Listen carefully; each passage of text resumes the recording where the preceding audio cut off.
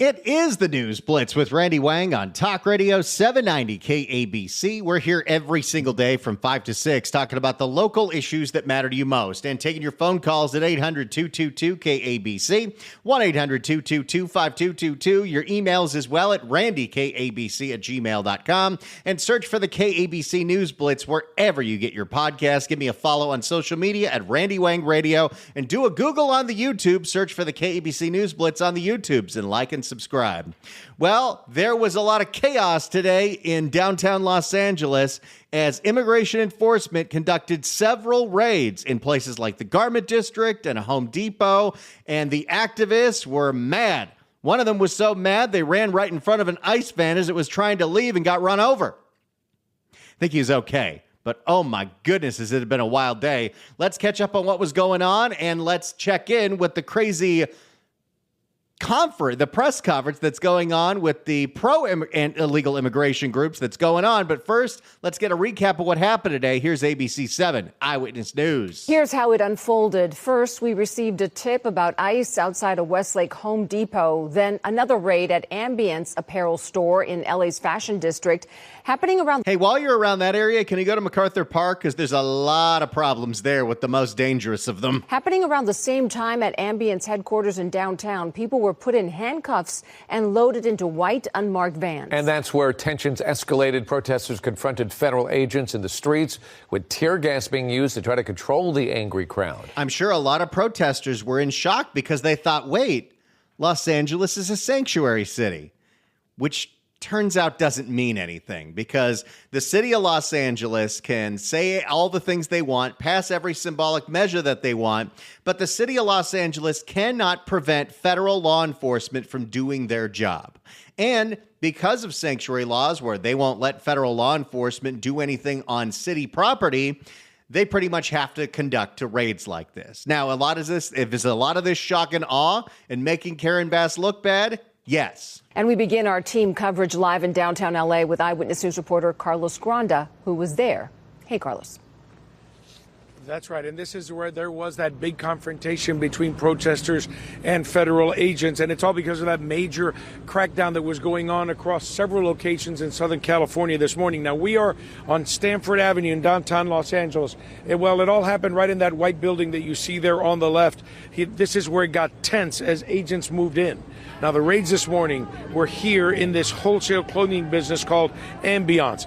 Federal agents were inside, and that's when a crowd formed outside, people surrounding the building. And what happened here is ICE had a warrant signed by a judge, thanks to U.S. Attorney Bill Asaley, because that employer was using forged documents to employ people in the country illegally. That is against the law. They have every right to be there. And after several hours, that's when more agents came in with armored vehicles and vans, and they moved in to disperse the crowd. As you said, there was pepper spray, confrontations, people screaming at the agents, and agents then moving in to keep a path open to move in several vans into the parking lot of the building. That's when agents took out those employees from inside, put them in that van, and tried to get them out of here. Now, I don't know how the activists descended upon this scene so fast, but there are a whole lot of people who don't work on Fridays, I guess. Get them out of here. Now, that's what was going on the way out. People were following the agents. They were trying to stop them. They were yelling at them, throwing things at them. That's when we saw the agents throw out several loud flashbangs to move the crowd. Again, this is just one of several places targeted this morning. As you said, outside of Home Depot in the Westlake area, Homeland Security in the parking lot, and according to people there, about a dozen or so were arrested. So that's what's been going on. Right now, there's a press conference going on with CHIRLA, which is the pro-illegal immigration group, that they say they're going to stand up and fight this because we're a sanctuary city, which turns out doesn't mean anything. I'm taking the live feed straight off of ABC 7, which is fascinating because there is a whole lot of flame wars that are going on in the comments section right now. But here we go. First up to speak is Isabel Jurado, the new city councilwoman for Council District 14.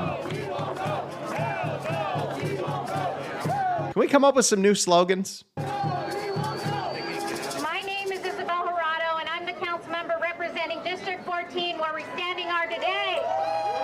Where we standing are today. Okay, she's a little nervous. Like my sister, Councilmember Hernandez, I'm angry, I'm heartbroken. but I'm ready to fight. What does that mean? This morning, as we gathered at Los Angeles City Hall to celebrate the beginning of Pride Now, when they put this press conference together, was someone specifically coordinated to grab the drum? Because, you know, there's always a drum at these things. Month, a time that honors joy, resilience, and unity, the federal government launched multiple coordinated ICE raids across Los Angeles.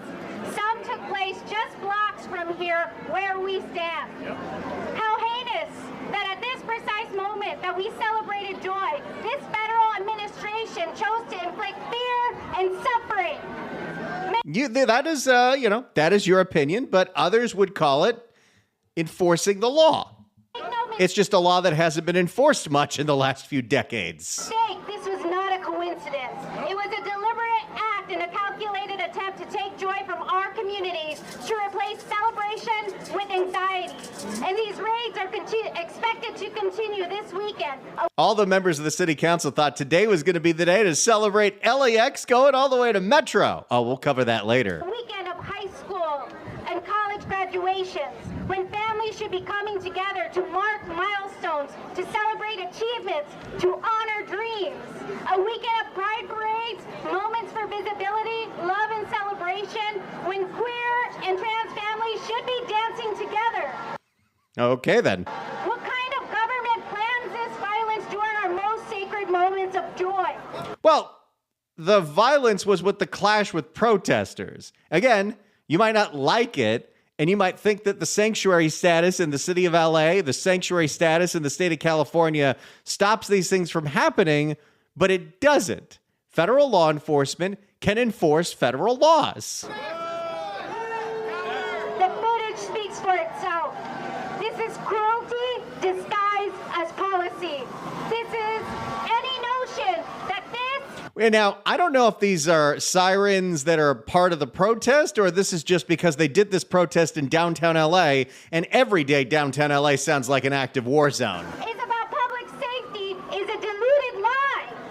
This is about punishment, and this is state violence. State violence. Oh my goodness. Okay, we're getting a little hyperbolic here. Isabel, I want to calm down. This morning, federal agents came into our neighborhoods and our communities and tore into the lives of Angelinos who are our friends, families, and neighbors. People like David Huerta, one of CD14's constituents, a respected labor leader, were targeted. The very people who make this city strong were treated like threats. Free David! Free them all! Free them all! Free David! Free them all! Free David! Free them all! People will chant just about anything. Okay, she's letting the chant go on because she's flipping through. This was written down, this speech. Oh my goodness. Free them all! Free them all! Free them all! Free them all! Because an attack on one of us is an attack on all of us! And Los Angeles does not back down for that kind of fight. And so any... What exactly is it you're going to do? Because you cannot stop the federal government from enforcing their immigration laws. You have no power in that. And as much as you want to delude the residents, to use the term the youngins use, get all delulu about sanctuary cities, there is no such thing. Corporation that's seeking to build in CD14 in Los Angeles, the ones that have been complicit in facilitating immigration raids on your grounds. Shame on you! We see you, and you don't belong here. And for the city departments that are facilitating these raids. You mean because they're not allowed to interfere with the federal government doing their job? In the name of, quote, safe passage, end quote, for federal agents. We should be committed to the safe passage of our current residents, documented and undocumented, and that's what sanctuary city means. Doesn't mean anything.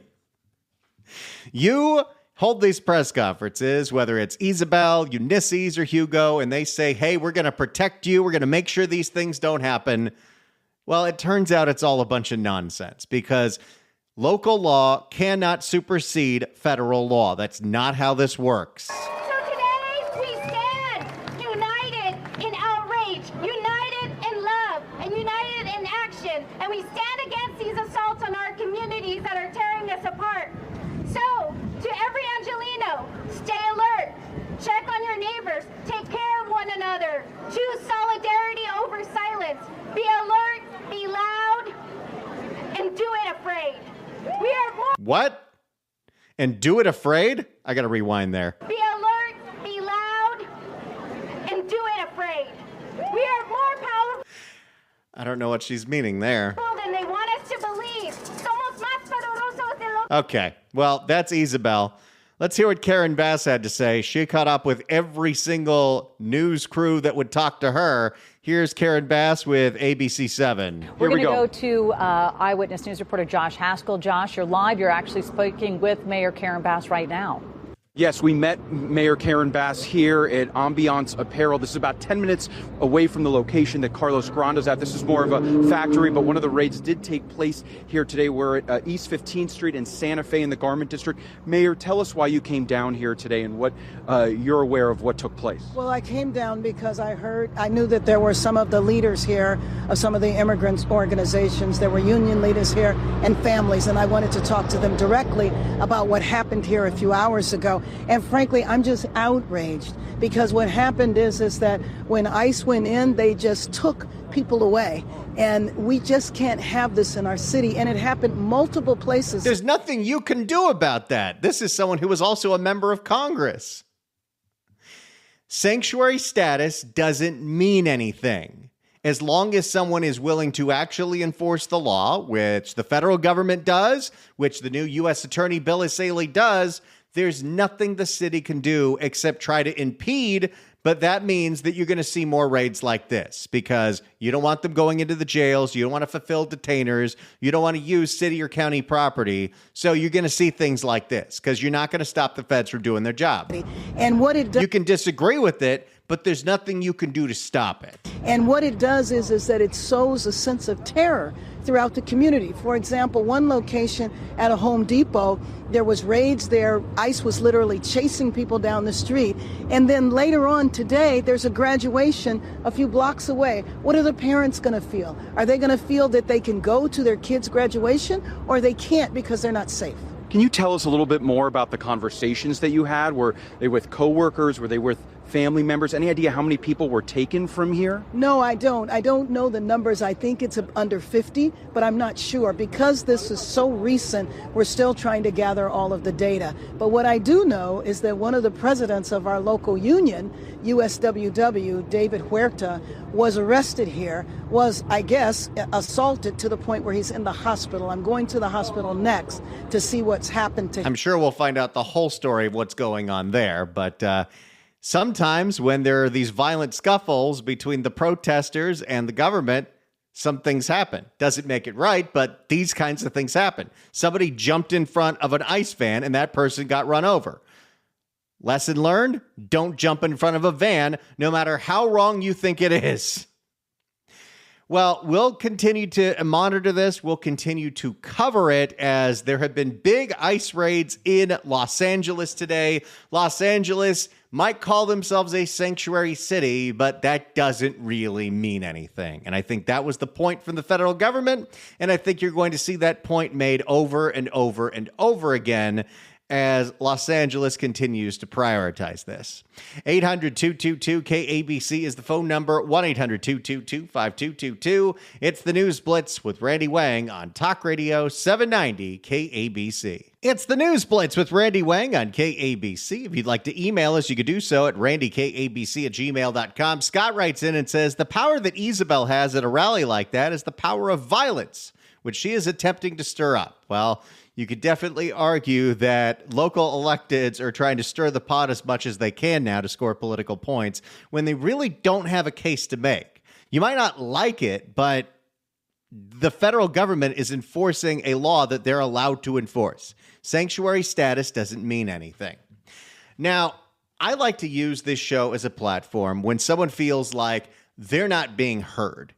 They're trying to make their voice heard. They're trying to organize, and not enough people are paying attention. So I always invite people to email me some problem that no one is speaking up enough about at randykabc@gmail.com, and I'll find a place to do that. So someone messaged me on Facebook saying a neighbor of hers is going through a nightmare right now in the Melrose area. And I said, well, send me a letter, send me what your call to action is, and tell me what you want people to know.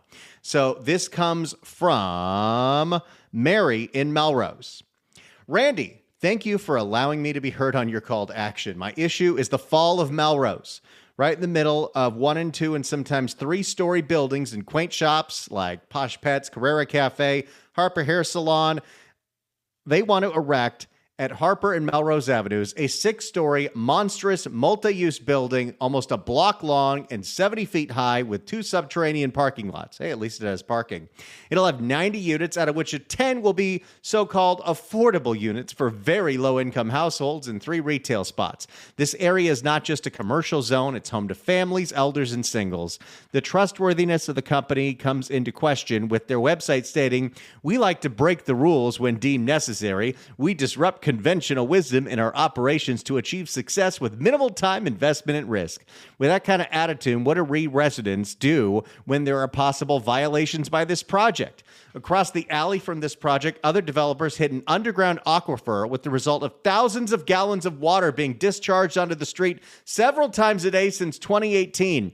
All this caused hazardous conditions, including a layer of algae, broken up pavement due to repouring of the building's foundation, mosquitoes breeding in the water, flooding leading to black mold in the building. Oh my goodness. It also risks unstable foundations should the water table rise in heavy rain. Service requests are made to street maintenance, but they keep being closed even if there is a daily problem with water release and erosion 6 feet onto the street. There seem to be incorrect answers in the project application in order to get exemptions from previous rules. Under sensitive uses, the project is near single-family homes, apartments, condos, retirement homes, senior care facilities. He answered no, when the project is actually within 500 feet of all of them.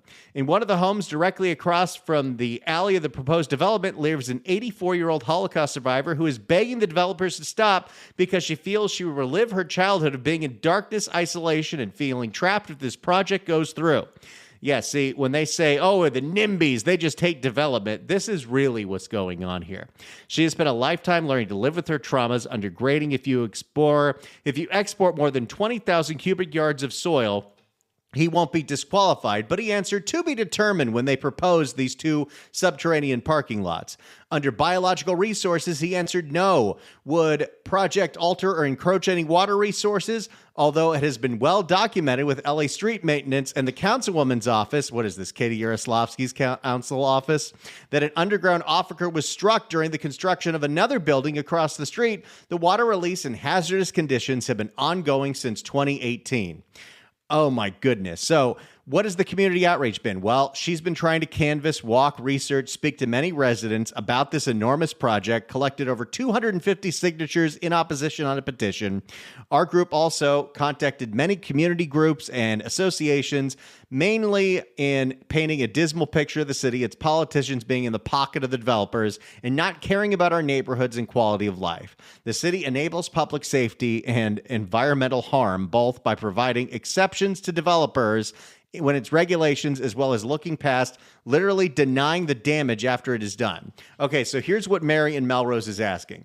She's asking the LA Planning Commission on June 12th to look closely at the negative impacts of this project on her neighborhood and at least reduce the number of stories proposed, require environmental studies of the hydrology and soil and traffic before the demolition and excavation of the present buildings. Of course, because every time they build housing, they're demolishing existing housing, which doesn't totally help the problem. She is also wanting to know if anyone in the area is upset about this, that is in the Melrose area, that on June 10th, 2025, Tuesday at Pan Pacific Auditorium in Beverly Boulevard at 7:15, there is going to be a Mid-City West Council meeting, and then the Planning Commission meeting at City Hall on June 12th. If you are opposed to this, you can show up and you can make your voice heard. You also, if you're a resident of Katie Yaroslavsky's district, you can call her, you can complain, you can say, I don't want this. It might fall on deaf ears, but you never know. Maybe she'll actually pay attention. So yeah, if you've got a problem that you feel like is not being addressed and you want some kind of call to action, email me and I'll try to get it on the air. 800-222-KABC is the phone number. When we come back, LAX Metro Day. It's finally here, and I'm not riding that thing. It's the News Blitz with Randy Wang on KABC. It is the News Blitz with Randy Wang on Talk Radio 790 KABC. We're here every single day from 5 to 6 talking about the local issues that matter to you most and taking your phone calls at 800-222-KABC, 1-800-222-5222. Your emails as well at randykabc@gmail.com. Search for the KABC News Blitz wherever you get your podcasts. Follow me on social media at Randy Wang Radio and do a Google on the YouTube and search for the KABC News Blitz on YouTube and like and subscribe and share all that fun stuff. It's a very special day in Los Angeles. Today is the official day. In fact, this hour is the official launch of the LAX Metro Transit Center. Starting today, if you land at LAX, you can get on a shuttle, and that shuttle takes you to the LAX Metro Center, where you can get on the Crenshaw line or the Green line. I don't know what they call these things anymore. The K line, the C line. And you can take that to the Blue line. Fun. Think you could take the K line to the Expo line. Oh boy. Take that to Santa Monica. But here it is. The LAX Metro Transit Center is finally open. You know when they started working on this project? 2014. 11 years ago, to finally fulfill the promise of having a train that goes all the way to LAX. Well, depending on where you live in Los Angeles, it's a train that goes all the way to LAX. If you live in the San Fernando Valley, it's not like there's a train that goes through the Sepulveda Pass. So if I were to take the train to Metro, let's see, how would this work? I would have to pack up all my luggage, get my bags out. I guess my wife and I and the dogs, because we take the dogs everywhere with us, we put them in their carriers, and we're each carrying a bag as well as our backpack. And we'd have to hoof it about a mile down the road to the bus stop, take the bus to the Orange Line, and then take that Orange Line bus all the way from Balboa Boulevard in the San Fernando Valley to North Hollywood at the North Hollywood subway station. Then we would need to take the North Hollywood subway all the way to Union Station. Then after that, we would take the Expo line all the way to Crenshaw, and then take Crenshaw down to the LA Metro Transit Center, and then get on a shuttle, and then take it to Terminal 1, because we're probably flying Southwest. Nah, screw that. Southwest started charging for bags. We're going American. Gonna use my Admirals Club lounge card for once. That sounds like a really, really, really long journey. Depending on where you are, maybe it's convenient. Now, in a year, when they say the People Mover opens up, maybe this gets a little better, but that is a lot. Now, there's obviously more simple ways to get to LAX, even though no way to get to LAX is good, because even that one seemed like a complete nightmare, but at least you technically avoid traffic, except for those parts in the Expo line where it has to stop at lights.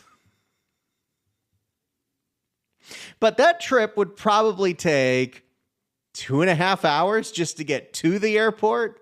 And while the traffic is awful, it doesn't usually take 2.5 hours to get from the middle of the valley to LAX. Now, you do have other options. I could go to Van Nuys Airport, dream that it was a real airport instead of just a hangar for private jets. And I could take the big ol' LAX bus, which does let you, store your luggage. And then you take that to the airport. We usually will do a Lyft or an Uber, and not like I can really afford to, but I always spring for the black just because then you can go curbside pickup and drop off. That you don't feel bad if they help you with your bags. And I'm already dealing with all this stuff with the airport. I paid for my flight with points. If I got to pay $100 to get to the airport, whatever. Now, I don't park at the airport. I think that's a whole racket. And I think the amount of parking lots and the hotel shuttles and all of that helps clog up the Horseshoe at LAX. So hopefully this helps. But it's one of those things where, hey, they built this. I would never ride it, but I hope someone else does. And while the convenience is one aspect of why I'd never ride it, the safety aspect is another huge one. Because while they're advertising that there are going to be transit police and even TSA at the LAX Metro Center, the rest of the trains are still the LA Metro train. You take that Expo line, you're taking all the meth heads that go to Santa Monica. You take the Blue line, you're taking all the meth heads that go to Long Beach. There's a lot of meth heads that go on these trains, and I don't know if I necessarily feel safe with my wife and all of our luggage and my backpacks and the dogs on this long train ride. So it doesn't make a whole lot of sense for me. Does it make a whole lot of sense for you? I am curious, and again, no judgment here. If you live somewhere close to one of these stations, maybe this does make sense, although it's not like Metro is really built for luggage, and I don't think we've really discussed how that's going to work. It's not like, you know, you ever go to a city that actually has a functioning rental car center? Like, for instance, I just went to Albuquerque, New Mexico, because we fly into Albuquerque because for some reason there are no direct flights from LA to Santa Fe Airport. I don't know why that is. Seems a little bizarre. But we fly to Albuquerque, and Albuquerque is one of those cities where all the rental car places are banded together in one distinct building with one giant parking lot, and you take one shuttle that takes you to all of them. We're supposed to eventually have that in LA, but instead, the Horseshoe is clogged with shuttles and buses from every single rental car company and every single parking lot company and every single airport hotel, because those are also parking lot companies, all fighting for space, and it is a bad experience. And by the way, I do take advantage of Burbank Airport every opportunity that I can. And I'm sure if you're in Orange County, you take advantage of John Wayne. You Long Beachers, you take advantage of Long Beach. You Ontario people, you only go to LAX as the airport of last resort. But there are a lot of headaches there. I just don't see myself taking this thing anytime soon. Does not seem like it makes sense to me. Does it make sense to you? Now that there is a Metro train that goes to Los Angeles International Airport, will you be riding Metro to go to LAX for your next flight? 800-222-KABC is the phone number. 1-800-222-5222. It's finally open. Do you see yourself taking LA Metro for your next flight to LAX? 800-222-KABC. 1-800-222-5222. Your calls, and we'll get a wrap about this coming up next. It's the News Blitz with Randy Wang on Talk Radio 790 KABC. It's the News Blitz with Randy Wang on KABC. LAX Metro, it's finally happening. Here is a report from NBC4. The new LAX Metro station opens today, and this is going to bring riders close to the airport. NBC4's not to the airport, but close. You still got to get on a shuttle. At some point, they'll build it feels like they really should have coordinated this so the People Mover opens at the same time, but construction delays. NBC4's Darsha Phillips is there right now with a look at what riders will get to experience. Hi, Darsha. Good morning. Hey, good morning, Camilla. Yeah, this is definitely a game changer when it comes to transit here at LAX and in Los Angeles. We're here at the Transit Center's mezzanine, and it gives you a really good look, a bird's eye view of the rail center below us. This is the C and K lines that will come through the Transit Center, and that is going to start operating at 5 p.m. today. If you see these trains come through right now, this is just a dry run kind of going through it. Now, I want to introduce you to Deputy COO, Edna Stanley with LA Metro. Good morning. So very exciting day today. How are you feeling? I'm feeling great. Boy, morning news is chipper. I'm feeling great. We're excited. This is our new LAX Metro Transit Center station. It serves as a transit hub for Angelenos and travelers alike. We're really excited. So it's actually a connection and closes the gap between the C and the K line, connecting passengers from Redondo Beach all the way to Norwalk. Awesome. So we're going to try and do something a bit ambitious. We're going to try and take our viewers down into the center here. We're going to go through the escalator and kind of show you a really great view of this platform.